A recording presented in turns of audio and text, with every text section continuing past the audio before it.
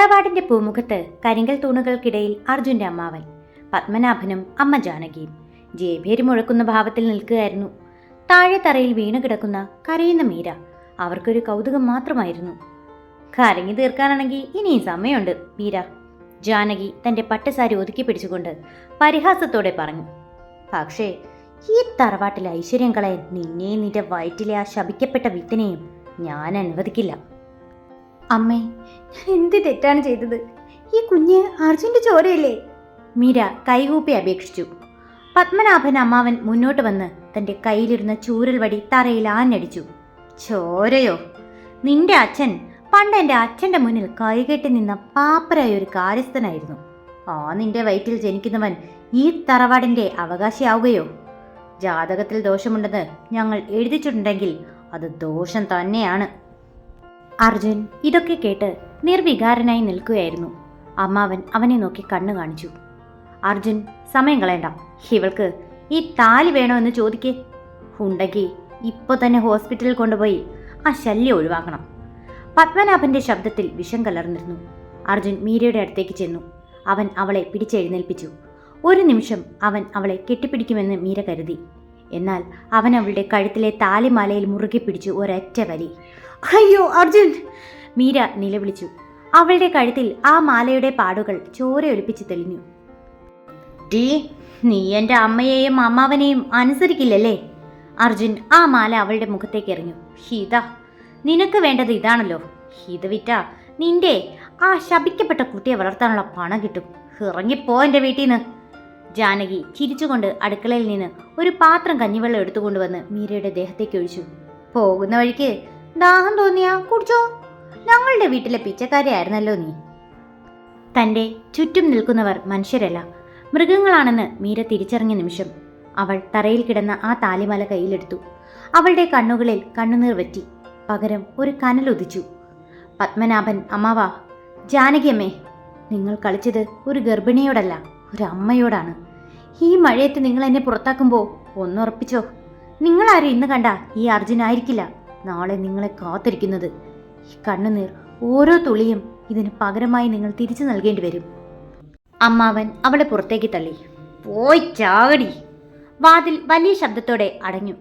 പെയ്യുന്ന മഴയത്ത് നനഞ്ഞു കുതിർന്ന വസ്ത്രങ്ങളോടെ കഴുത്തിലെ മുറിവിൽ നിന്നും ഹൃദയത്തിലെ വ്രണത്തിൽ നിന്നും ചോരയൊലിപ്പിച്ചുകൊണ്ട് മീര ആ തറവാടിന്റെ പടികളിറങ്ങി. പുറകിൽ അമ്മാവന്റെയും ജാനകിയുടെയും ക്രൂരമായ പൊട്ടിച്ചിരികൾ ഇടിമുഴകത്തെ പോലെ മുഴങ്ങുന്നുണ്ടായിരുന്നു. മഴ നനഞ്ഞ റോഡരികിലെ ഒരു ചെറിയ ബസ് സ്റ്റോപ്പിൽ ഇരിക്കുമ്പോഴും മീരയുടെ ഓർമ്മകൾ പിന്നോട്ട് സഞ്ചരിക്കുകയായിരുന്നു.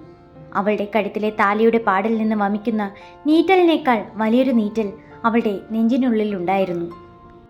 കോളേജ് കാലത്തെ ആ വൈകുന്നേരങ്ങൾ. തറവാട്ടിലെ പ്രതാപിയായ മകൻ അർജുൻ പാവപ്പെട്ട കാര്യസ്ഥന്റെ മകളായ മീരയുടെ പിന്നാലെ നടന്നത് ഒരു വട്ടായിരുന്നില്ല. മീര, ഈ തറവാട്ടിലെ ഐശ്വര്യം നീയാണ്. നിന്നെ എൻ്റെ ജീവിതത്തിലേക്ക് കൊണ്ടുവരാൻ ഞാൻ ആരെയും എതിർക്കും എന്ന് പറഞ്ഞ് അവളുടെ നെറുകയിൽ ചുംബിച്ച അതേ അർജുൻ. മഴവിൽ വിരിയുന്ന ഒരു വൈകുന്നേരം അവൻ അവൾക്ക് നൽകിയ വാഗ്ദാനങ്ങൾ ഇന്നും അവളുടെ കാതിൽ മുഴങ്ങുന്നു. നീയില്ലാത്ത ഒരു നിമിഷം പോലും എനിക്ക് ജീവിക്കാനാവില്ല മീര. ആ വാക്ക് വിശ്വസിച്ചാണ് അവൾ ഈ തറവാടിന്റെ പടികൾ ചവിട്ടിയത്. പക്ഷേ ഇന്ന് അതേ മഴയത്ത് അവൻ അവളെ തെരുവിലേക്ക് ഇറങ്ങിയിരിക്കുന്നു. അതേസമയം തറവാട്ടിലെ അടച്ചിട്ട മുറിയിൽ അമ്മാവൻ പത്മനാഭനും ജാനകിയും ഗൂഢാലോചനയിലായിരുന്നു. പത്മനാഭന്റെ മകൾ അനന്യ അവിടെ തന്നെ ഇരിപ്പുണ്ടായിരുന്നു. നഗരത്തിലെ ആഡംബരങ്ങളിൽ വളർന്ന തറവാടിനോടോ കുടുംബത്തോടോ താല്പര്യമില്ലാത്തവളായിരുന്നു അവൾ. പക്ഷേ അർജുന്റെ പേരിലുള്ള കോടികളുടെ സ്വത്ത് അവൾക്ക് ലക്ഷ്യമായിരുന്നു. അർജുൻ ഇപ്പോൾ ആകെ തളർന്നിരിക്കുകയാണ്. അമ്മേ, മീര പോയതോടെ അവൻ്റെ മനസ്സൊരു കളിമണ്ണ് പോലെയാണ്. ഈ സമയത്ത് തന്നെ അനന്യയെ അവൻ്റെ ജീവിതത്തിലേക്ക് കൊണ്ടുവരണം. പത്മനാഭൻ പതുക്കെ പറഞ്ഞു. അത് ശരിയാ അമ്മാവ. ജാനകി പിന്താങ്ങി. ആ ഭിക്ഷക്കാരി മീര പോയതോടെ ഈ വീടിന് ശുദ്ധി വന്നു. ഇനി അനന്യ ഇവിടുത്തെ മരുമകളായാൽ നമ്മുടെ കുടുംബം ഭദ്രമായി. പക്ഷേ അച്ഛാ, അർജുൻ സമ്മതിക്കോ? അനന്യ സംശയത്തോടെ ചോദിച്ചു. അവൻ സമ്മതിക്കും മോളെ. ആ ജാതകദോഷം അവൻ്റെ തലയിൽ ഞങ്ങൾ അടിച്ചേൽപ്പിച്ചു കഴിഞ്ഞു. കുഞ്ഞു ജനിച്ചാൽ അവൻ മരിക്കുമെന്ന് അവൻ വിശ്വസിക്കുന്നു. സ്വന്തം ജീവനേക്കാൾ വലുതല്ലല്ലോ അവന് മീര. നീ പതുക്കെ അവൻ്റെ അടുത്ത് കൂടിക്കോ, ബാക്കി ഞാൻ നോക്കിക്കോളാം. പത്മനാഭന്റെ ചിരിയിൽ ക്രൂരത പടർന്നു. മുകളിലത്തെ മുറിയിൽ അർജുൻ ജനാലയിലൂടെ പെയ്യുന്ന മഴ നോക്കി നിൽക്കുകയായിരുന്നു. തൻ്റെ കയ്യിൽ അപ്പോഴും മീരയുടെ കഴുത്തിൽ നിന്ന് വലിച്ചു പൊട്ടിച്ച താലിയിലെ ഒരു മുത്ത് ബാക്കിയുണ്ടായിരുന്നു. അവൻ്റെ ഉള്ളിൽ ഒരു വിങ്ങൽ ഉയരുന്നുണ്ടെങ്കിലും അമ്മാവൻ പറഞ്ഞ ആ ഭീകരമായ പ്രവചനം അവനെ ഭയപ്പെടുത്തിയിരുന്നു. നിന്റെ കുഞ്ഞ് ജനിക്കുന്ന ദിവസം നിന്റെ ചിത എരിയും. കള്ള ജ്യോത്സ്യനെ കൊണ്ട് അമ്മാവൻ പറയിച്ച ആ കള്ളം അർജുൻ്റെ ബുദ്ധിയെ മറച്ചു കളഞ്ഞിരുന്നു. സ്നേഹത്തേക്കാൾ വലിയത് മരണഭയമാണെന്ന് അവൻ സ്വയം വിശ്വസിക്കാൻ ശ്രമിച്ചു. ബസ് സ്റ്റോപ്പിലിരുന്ന് മീര തൻ്റെ വയറിൽ കൈവച്ചു. അച്ഛൻ നമ്മളെ ഉപേക്ഷിച്ചു മോളെ, പക്ഷേ അമ്മയുണ്ട്. അമ്മാവൻ്റെ മകൾ അനന്യയെ അർജുന് വിവാഹം കഴിച്ചു കൊടുക്കാനാണ് ഈ നാടകമെന്ന് അവൾക്ക് പതുക്കെ ബോധ്യപ്പെട്ടു തുടങ്ങി. അവൾ പതുക്കെ എഴുന്നേറ്റു. അവളുടെ കണ്ണുകളിൽ ഇപ്പോൾ സങ്കടമല്ല, പകരം പ്രതികാരത്തിൻ്റെ അഗ്നിയായിരുന്നു. തറവാടിൻ്റെ പൂമുഖത്ത് അനന്യ തൻ്റെ ലഗേജുകളുമായി വന്നിറങ്ങി. മോഡേൺ വസ്ത്രധാരണവും അഹങ്കാരം നിറഞ്ഞ നോട്ടവുമായി അവൾ ആ പഴയ തറവാടിൻ്റെ പടികൾ ചവിട്ടി. ജാനകിയമ്മ അവളെ ആരതി ഒഴിഞ്ഞ് സ്വീകരിച്ചു. അനന്യക്കുട്ടി വന്നല്ലോ, ഇനി ഈ വീടിന് ഒരു ഉണർവുണ്ടാകും, ജാനകി സന്തോഷത്തോടെ പറഞ്ഞു. അനന്യ നേരെ പോയത് അർജുൻ്റെ മുറിയിലേക്കാണ്. മദ്യക്കുപ്പികൾക്കും ഓർമ്മകൾക്കും ഇടയിൽ തളർന്നിരിക്കുന്ന അർജുനെ കണ്ട് അവൾ പരിഹാസത്തോടെ ചിരിച്ചു. ഹായ് അർജുൻ, ഇതാണോ നിന്റെ അവസ്ഥ? ആ സാധാരണക്കാരി മീര പോയന് നീ എന്തിനാ ഇങ്ങനെ വിഷമിക്കുന്നത്? അവൾ നിന്റെ പണത്തിന് വേണ്ടി വന്നവളല്ലേ? അനന്യ അവൻ്റെ അരികിൽ വന്നിരുന്നു. അർജുൻ മറുപടി നൽകിയില്ല. അവൻ്റെ മനസ്സ് ഇപ്പോഴും ആ മഴയത്ത് നടന്നുപോയ മീരയുടെ പിന്നാലെയായിരുന്നു. അനന്യ പതുക്കെ അവൻ്റെ കൈകളിൽ പിടിച്ചു.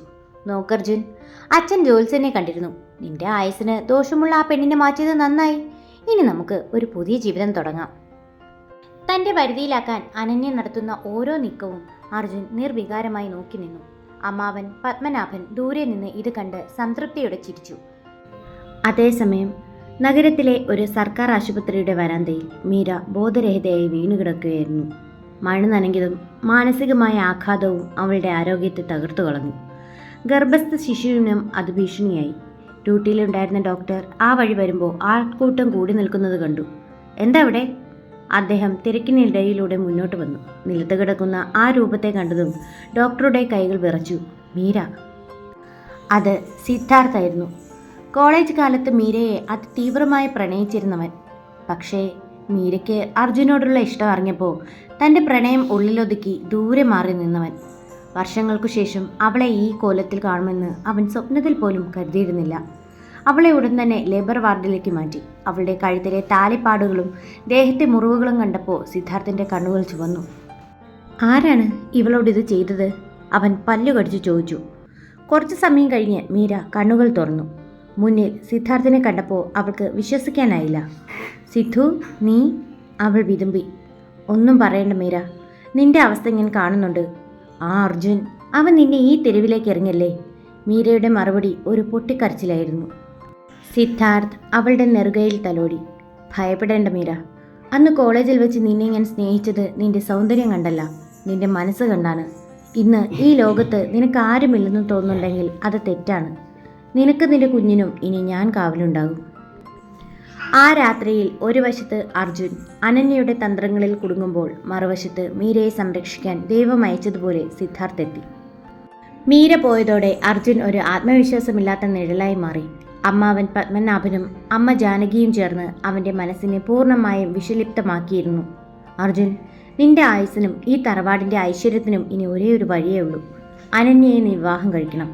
അവൾ വന്നാൽ ഈ ദോഷങ്ങളെല്ലാം മാറും, ജാനകി നിർബന്ധിച്ചു. മനസ്സ് മരവിച്ച അർജുൻ ഒടുവിൽ സമ്മതം മൂളി. പക്ഷേ അമ്മാവൻ പത്മനാഭന് ഒരു നിബന്ധനയുണ്ടായിരുന്നു. വിവാഹത്തിനു മുമ്പ് തറവാടിൻ്റെ പകുതി സ്വത്തുക്കളും വില്ലേജ് അതിർത്തിയിലെ ആ വലിയ റബ്ബർ എസ്റ്റേറ്റും അന്യയുടെ പേരിലേക്ക് മാറ്റണം. അവളുടെ സുരക്ഷയ്ക്ക് അത്യത്യാവശ്യമായിരുന്നു. അന്ധമായി അവരെ വിശ്വസിച്ച അർജുൻ ആ പ്രമാണങ്ങളിൽ ഒപ്പിട്ട് നൽകി. വിവാഹത്തിനു മുൻപേ തറവാടിൻ്റെ സിംഹഭാഗവും പത്മനാഭൻ്റെ മകളുടെ കൈപ്പിടിയിലായി. വിവാഹം കഴിഞ്ഞതോടെ അനന്യയുടെ യഥാർത്ഥ മുഖം പുറത്തു വന്നു. തറവാടിൻ്റെ ആചാരങ്ങളോ നിലവിളക്ക് കൊളുത്തതോ അവൾക്ക് ഇഷ്ടമല്ലാതായി. രാവിലെ 10 മണിക്ക് എഴുന്നേൽക്കുന്ന അവൾ രാത്രികളിൽ നഗരത്തിലെ ക്ലബ്ബുകളിലും പാർട്ടികളിലും ഒഴുകി. അനന്യ, നീ എന്തിനാ ഇങ്ങനെ ചെയ്യുന്നത്? ഈ തറവാടിന് ചില അന്തസ്സുണ്ട്, അർജുൻ ദേഷ്യത്തോടെ പറഞ്ഞു. അനന്യ പരിഹാസത്തോടെ ചിരിച്ചു. അന്തസ്സോ?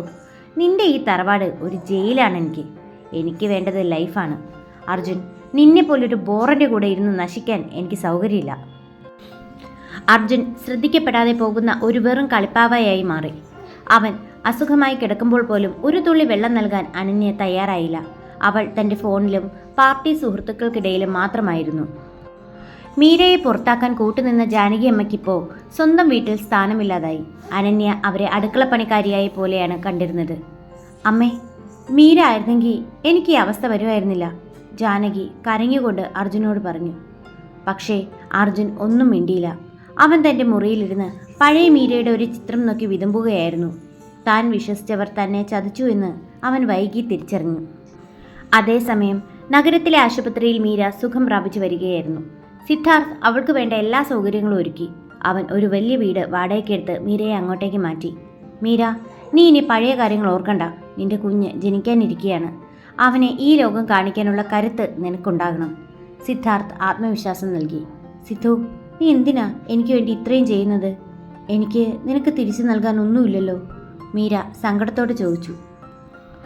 സിദ്ധാർത്ഥ് അവളുടെ കണ്ണുകളിലേക്ക് നോക്കി. എനിക്ക് ഒന്നും തിരിച്ചു വേണ്ട മീര. നീ സന്തോഷമായിരിക്കുന്നത് കാണുന്നതാണ് എൻ്റെ ഏറ്റവും വലിയ സന്തോഷം. നിനക്കൊരു ജോലി കണ്ടെത്താനും നിന്റെ ഡിസൈനിങ് താല്പര്യങ്ങൾ വളർത്താനും ഞാൻ കൂടെ ഉണ്ടാകും. സിദ്ധാർത്ഥിൻ്റെ നഗരത്തിലെ വീട് ശാന്തമായിരുന്നു. മീരയ്ക്ക് വേണ്ടി അവൻ ആ വീടിൻ്റെ ഒരു ഭാഗം മുഴുവൻ ഒരുക്കിയിരുന്നു. അവളുടെ ഗർഭകാലത്തെ ഓരോ ഘട്ടവും ഒരു ഡോക്ടർ എന്ന നിലയിലും ഒരു സുഹൃത്ത് എന്ന നിലയിലും അവൻ അതീവ ജാഗ്രതയോടെ നിരീക്ഷിച്ചു. ഓരോ ദിവസവും കൃത്യസമയത്ത് മീരയ്ക്ക് കഴിക്കാനുള്ള മരുന്നുകളും പോഷകാഹാരങ്ങളും സിദ്ധാർത്ഥ് നേരിട്ടെത്തിച്ചു. ജോലി കഴിഞ്ഞ് വന്നാൽ അവൻ അവൾക്കായി പുസ്തകങ്ങൾ വായിച്ചു കൊടുക്കും, നല്ല സംഗീതം കേൾപ്പിക്കും. മീര, നീ ആപ്പിൾ ജ്യൂസ് കുടിക്കണം. നിനക്കും നിന്റെ കുഞ്ഞിനും ഇത് നല്ലതാണ്. സിദ്ധാർത്ഥ് ഗ്ലാസ് അവൾക്ക് നേരെ നീട്ടി. മീര അത് വാങ്ങി യന്ത്രം പോലെ കുടിച്ചു. അവളുടെ മുഖത്ത് ഒരു ഭാവവ്യത്യാസവുമില്ല, ഒരു പുഞ്ചിരി പോലുമില്ല. നന്ദി സിദ്ധു, അവൾ പതുക്കെ പറഞ്ഞു. മീര, നിനക്ക് എന്നോട് നന്ദി പറയേണ്ട കാര്യമല്ല. നീ ഒന്ന് ചിരിച്ചു കണ്ടാൽ മതി എനിക്ക്. സിദ്ധാർത്ഥിൻ്റെ സ്വരത്തിൽ വേദന കലർന്നിരുന്നു. ശരീരം കൊണ്ട് അവൾ അവിടെയുണ്ടെങ്കിലും മീരയുടെ മനസ്സ് ഇപ്പോഴും ആ മഴയത്ത് തറവാടിൻ്റെ പടികളിൽ തറഞ്ഞു നിൽക്കുകയായിരുന്നു. സിദ്ധാർത്ഥ് അവളോട് തമാശകൾ പറയുമ്പോഴോ സന്തോഷിപ്പിക്കാൻ ശ്രമിക്കുമ്പോഴോ അവൾ ശൂന്യമായ കണ്ണുകളോടെ ജനാലയ്ക്ക് പുറത്തേക്ക് നോക്കിയിരിക്കും. അവളുടെ ഉള്ളിലെ സ്നേഹവും വികാരങ്ങളും ആ താലി വലിച്ചു പൊട്ടിച്ച നിമിഷം തന്നെ മരവിച്ചു പോയിരുന്നു. പ്രണയിച്ച പുരുഷൻ തന്നെ ഒരു ചപ്പ് ചവറ് പോലെ ഇറങ്ങിക്കളഞ്ഞ ആ ആഘാതത്തിൽ നിന്ന് പുറത്തു കടക്കാൻ അവൾക്ക് കഴിയുന്നില്ല. സിദ്ധാർത്ഥിൻ്റെ സ്നേഹം ഒരു കടൽ പോലെ ചുറ്റുമുണ്ടെങ്കിലും അവൾ ഒരു കല്ലായി മാറിപ്പോയി. അതേസമയം അർജുൻ്റെ അവസ്ഥ ദയനീയമായിരുന്നു. അനന്യ വീട്ടിൽ പാർട്ടി മൃഗങ്ങളെപ്പോലെ സുഹൃത്തുക്കളെ വിളിച്ചു വരുത്തി ബഹളം വെച്ചു. അർജുൻ്റെ സ്വത്തുക്കൾ ഓരോന്നായി അവളുടെയും അമ്മാവൻ്റെയും പേരിലേക്ക് മാറ്റിക്കഴിഞ്ഞിരുന്നു. അർജുൻ, നീ എന്തിനാ ഇങ്ങനെ ഒരു മൂലയിൽ ഇരിക്കുന്നത്? ഈ വീട്ടിൽ നിനക്കിന് സ്ഥാനമില്ല. അനന്യ മദ്യലഹരിയിൽ അവനെ പുച്ഛിച്ചു. അർജുൻ തൻ്റെ പഴയ മുറിയിലിരുന്ന് മീരയുടെ ഓർമ്മകളിൽ നേറി. താൻ ഉപേക്ഷിച്ച ആ പെണ്ണ് എവിടെയാണെന്ന് അവൻ അറിയാൻ ശ്രമിച്ചില്ല. കാരണം അമ്മാവൻ പറഞ്ഞ ആ കള്ളം അവനെ ഇപ്പോഴും ഭയപ്പെടുത്തിയിരുന്നു. സ്വന്തം കുഞ്ഞ് തൻ്റെ ചിത കൊളുത്തുവെന്ന്. ഒരു ദിവസം രാത്രി സിദ്ധാർത്ഥ് മീരയുടെ മുറിയിൽ ചെന്നപ്പോൾ അവളൊരു കടലാസിൽ എന്തോ വരയ്ക്കുന്നത് കണ്ടു. അടുത്ത് ചെന്ന് നോക്കിയപ്പോൾ അവൻ ഞെട്ടിപ്പോയി. അത് തകർന്ന ഒരു താലിയുടെ ചിത്രമായിരുന്നു. മീര, നീ ഇത് മറക്കണം. അവൻ നിന്നെ അർഹിക്കുന്നില്ല. സിദ്ധാർത്ഥ് ആ കടലാസ് വാങ്ങാൻ ശ്രമിച്ചു. മീര അവനെ തടഞ്ഞു. അവളുടെ കണ്ണുകളിൽ നിന്ന് ഒരു തുള്ളി കണ്ണുനീർ പോലും വന്നില്ല. സിദ്ധു, എൻ്റെ ശരീരത്തിലെ മുറിവുകൾ നീ ഭേദമാക്കി, പക്ഷേ എൻ്റെ ആത്മാവ് മരിച്ചുപോയി. ഇനി ഈ കുഞ്ഞ്, അവൾക്ക് വേണ്ടിയാണ് ഞാൻ ശ്വസിക്കുന്നത്. എനിക്ക് ആരോടും സ്നേഹമില്ല സിദ്ധു, നിന്നോട് പോലും. സിദ്ധാർത്ഥ് ആ മുറിയിൽ നിന്ന് പുറത്തിറങ്ങി വിതുമ്പി. മീരയെ ഈ അവസ്ഥയിലാക്കിയ അർജുനോടുള്ള പക അവൻ്റെ ഉള്ളിൽ ജ്വലിച്ചു. നഗരത്തിലെ ആശുപത്രിയിൽ മീര പ്രസവവേദന കൊണ്ട് പുളയുകയായിരുന്നു. അവളുടെ അരികിൽ ഒരു നിഴല് പോലെ സിദ്ധാർത്ഥ് ഉണ്ടായിരുന്നു. വേദന കടിച്ചമർത്തുമ്പോഴും മീരയുടെ മനസ്സിൽ അർജുൻ തന്നെ തള്ളിയിട്ട ആ മഴയത്തെ രാത്രിയായിരുന്നു. മീര, ധൈര്യമായിരിക്കൂ, നിന്റെ കൂടെ ഞാനുണ്ട്. സിദ്ധാർത്ഥ് അവളുടെ കൈകളിൽ മുറുകെ പിടിച്ചു. മണിക്കൂറുകൾ നീണ്ട പോരാട്ടത്തിനൊടുവിൽ ഒരു കുഞ്ഞു നിലവിളി ആ മുറിയിൽ മുഴങ്ങി. ഒരു പെൺകുഞ്ഞ്. സിദ്ധാർത്ഥ് ആ കുഞ്ഞിനെ കൈകളിലെടുത്തു. മീരയുടെ അരികിലേക്ക് കൊണ്ടുവന്നു. മരവിച്ചിരുന്ന മീരയുടെ കണ്ണുകളിൽ നിന്ന് ആദ്യമായി ഒരു തുള്ളി കണ്ണുനീർ അടർന്നു വീണു. അവൾ തൻ്റെ കുഞ്ഞിനെ നെഞ്ചോട് ചേർത്തു. ഇവൾക്ക് ഞാൻ നില എന്ന് പേരിടുന്നു. സിദ്ധു, എൻ്റെ ഇരുളടങ്ങിയ ജീവിതത്തിൽ നിലാവായി വന്നവൾ. അതേസമയം ഗ്രാമത്തിലെ തറവാട്ടിൽ വലിയൊരു നാടകം അരങ്ങേറുകയായിരുന്നു. അമ്മാവൻ പത്മനാഭനും അനന്യയും ചേർന്ന് അർജുനെ ചതിച്ചതിൻ്റെ പൂർണ്ണരൂപം പുറത്തു വന്നു. തറവാടും എസ്റ്റേറ്റുമെല്ലാം അനന്യയുടെയും അമ്മാവൻ്റെയും പേരിലേക്ക് മാറ്റിയ പ്രമാണങ്ങളുമായി അവർ അർജുൻ്റെ മുന്നിലെത്തി. അർജുൻ, ഇനി ഈ വീട്ടിൽ നിനക്ക് സ്ഥാനമില്ല. ഇത് എൻ്റെ മകളുടെ സ്വത്താണ്. നിനക്ക് വേണമെങ്കിൽ ഔട്ട് ഹൗസിലൊരു മുറി തരാം, അല്ലെങ്കിൽ ഇപ്പം തന്നെ ഇറങ്ങിക്കോ. പത്മനാഭൻ അമ്മാവൻ ആക്രോശിച്ചു. അർജുൻ തൻ്റെ അമ്മയെ നോക്കി. ജാനകി അമ്മ ഒരു മൂലയിലിരുന്ന് കരയുകയായിരുന്നു. അവർക്കും ഇപ്പോൾ ആ വീട്ടിൽ ഒരധികാരമില്ല. താൻ ദൈവത്തെപ്പോലെ വിശ്വസിച്ച അമ്മാവൻ തന്നെ ഒരു തെരുവ് നായയെ പോലെ പുറത്താക്കുന്നു. അമ്മാവാ, ഞാൻ നിങ്ങളെ വിശ്വസിച്ചതാണല്ലോ. അർജുൻ തകർന്നുപോയി. അനന്യ ചിരിച്ചുകൊണ്ട് അവൻ്റെ മുഖത്തേക്ക് ഒരു കെട്ട് നോട്ടുകൾ എറിഞ്ഞു. ഇതാ, നിനക്ക് വഴിച്ചെലവിന് ഇത് വെച്ചോ. ഇനി ഈ വഴിക്ക് കണ്ടുപോയേക്കരുത്. സ്വന്തം ഷർട്ടും മുണ്ടും മാത്രം ബാക്കിയാക്കി അർജുൻ ആ പടികൾ ഇറങ്ങി.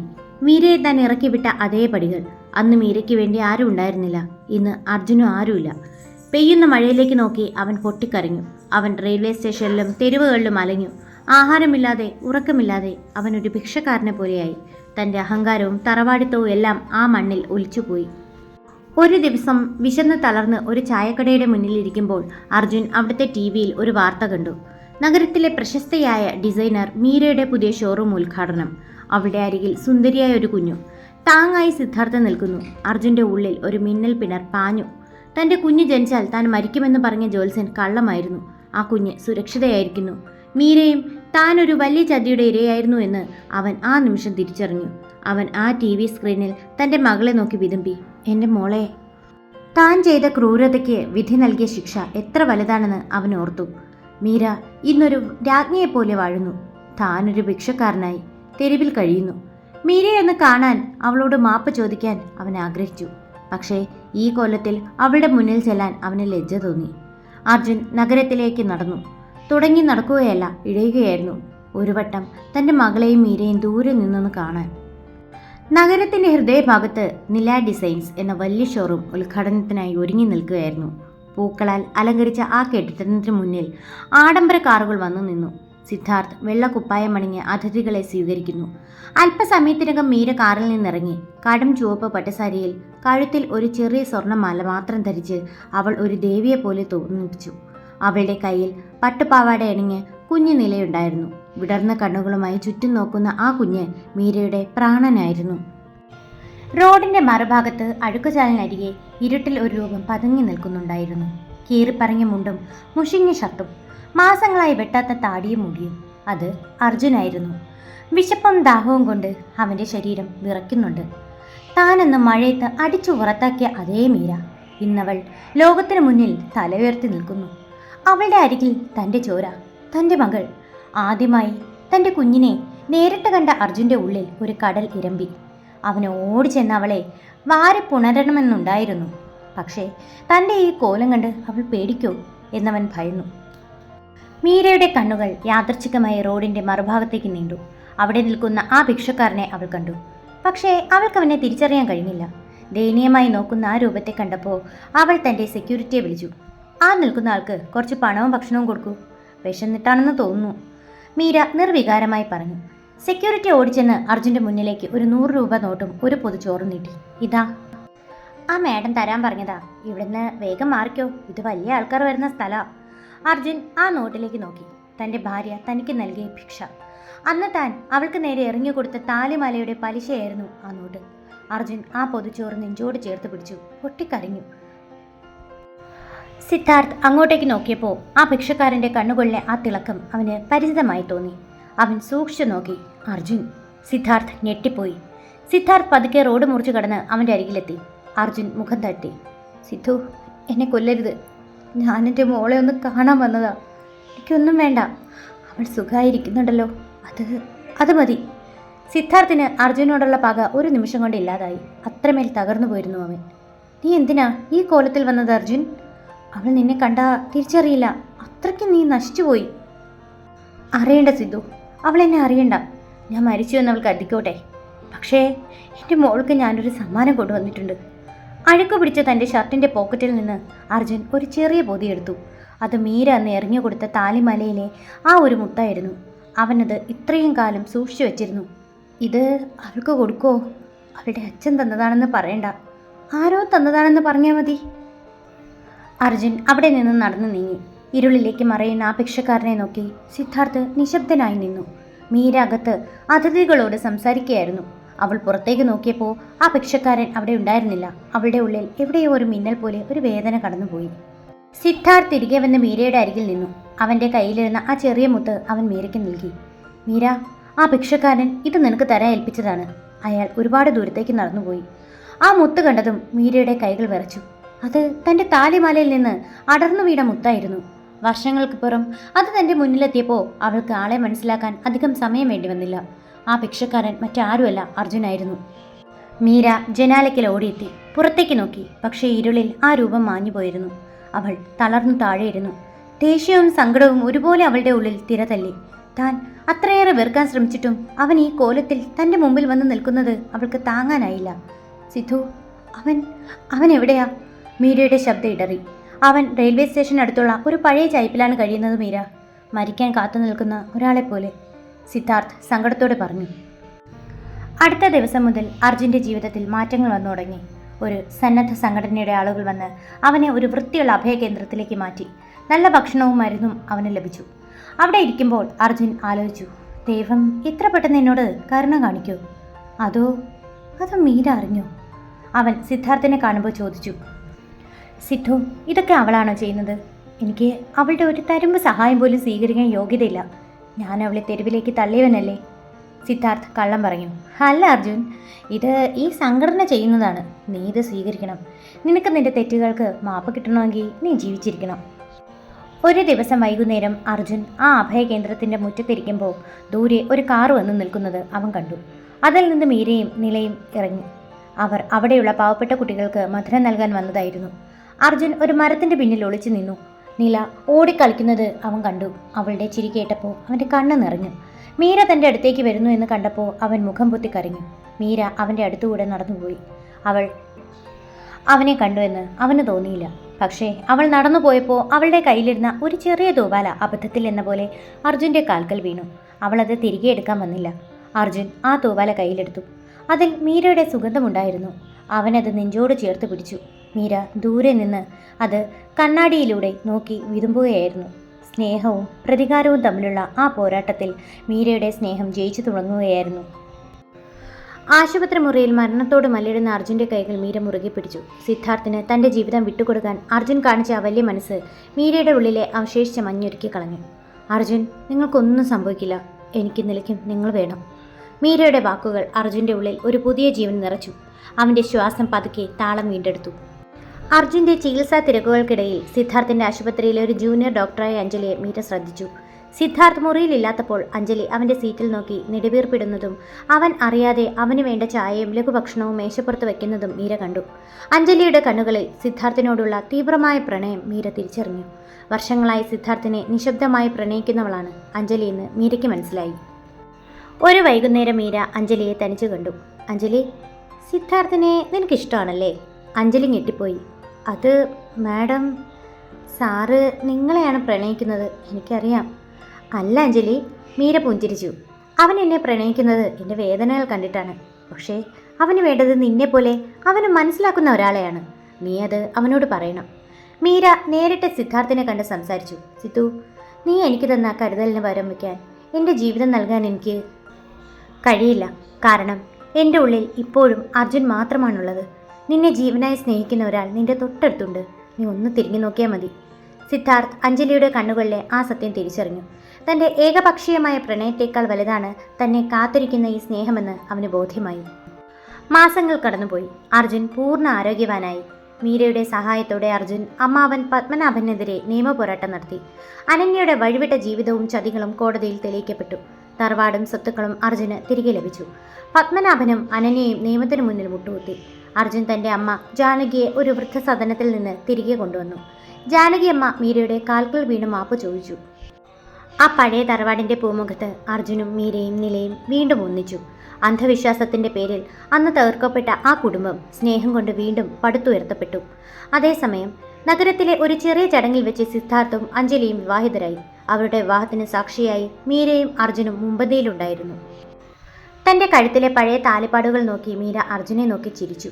ആ മുറിവുകൾ മാഞ്ഞുപോയ അർജുൻ. പകരം സ്നേഹം മാത്രം ബാക്കിയായി. നീല അച്ഛൻ്റെയും അമ്മയുടെയും കൈകളിൽ പിടിച്ച് മുറ്റത്തോടി കളിച്ചു. പണ്ട് ശാപമെന്ന് വിശേഷിപ്പിച്ച ആ കുഞ്ഞെന്ന് ആ തറവാടിൻ്റെ ഐശ്വര്യമായി മാറി. ആകാശം തെളിഞ്ഞു, മഴവില്ലി വിരിഞ്ഞു. കഥ ഇവിടെ പൂർണ്ണമാകുന്നു. കഥ ഇഷ്ടമായാൽ ലൈക്ക് ചെയ്യാനും ഷെയർ ചെയ്യാനും സബ്സ്ക്രൈബ് ചെയ്യാനും മറക്കല്ലേ. Thanks for watching.